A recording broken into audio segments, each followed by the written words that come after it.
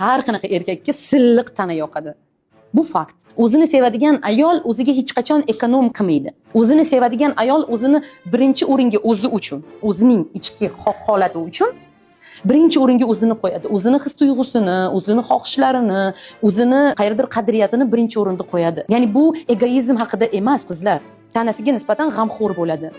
Tanasi hidlanmasligini, ortiqcha tuklar chiqmasligiga ehtiyot bo'ladi. Xohlamaydi ortiqcha tuklar bilan erini oldida oyog'ini qo'yishga.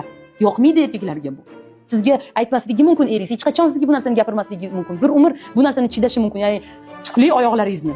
Lekin aslida olganda har qanaqa erkakka silliq tana yoqadi. Bu fakt.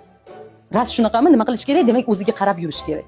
O'sha yuzidagi mo'yloviga ham, o'sha deylik qo'l ostidagi yoki oyoqlardagi ortiqcha junlarni hammasini yo'qotish kerak. Erkakka mayin ayol yoqadi.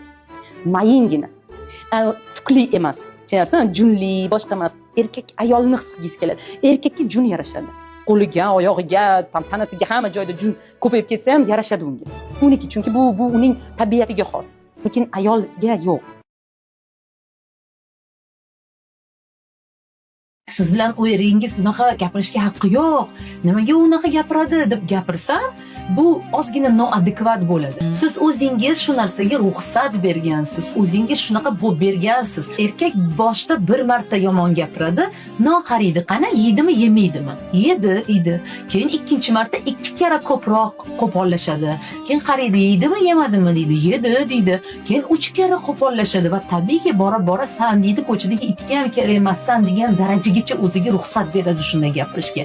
Chunki siz o'z vaqtida bu narsani stop, men bilan bunday mumkin emas, siz qanaqa gaplashyapsiz, men bilan bunaqa gaplashmang demagansiz va haligacha bu narsani chidab yashayapsiz. Haligacha u sizga gapirib so'kib tashlasa, siz shuni chidayapsiz. Aslida erkak, qizlar, o erkakka ozgina bunaqa o'zini yaxshi ko'radigan, o'zini nima deydi, qadrini biladigan, o'zini bunaqa qilmang, men siz bilan mana bu yerda mana bunday mumkin, men bilan mana bu yerda bunday mumkin emas deydigan ayolni yaxshi ko'radi erkaklar, hurmat qiladi. Ularga boshqacha munosabatda bo'ladi.